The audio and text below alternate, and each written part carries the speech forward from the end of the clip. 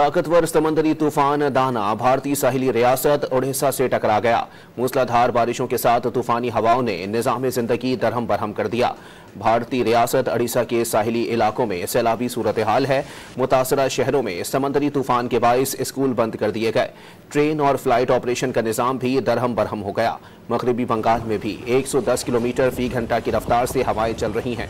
भारत की साहिली पट्टी पर ताकतवर समंदरी तूफान के टकराने से कबल 10 लाख से ज़ायद अफराद महफूज मकामात पर मुंतकिल हुए। ताकतवर समंदरी तूफान दाना भारतीय साहिली रियासत ओडिशा से टकरा गया। मूसलाधार बारिशों के साथ तूफानी हवाओं ने निज़ाम जिंदगी दरहम बरहम कर दिया।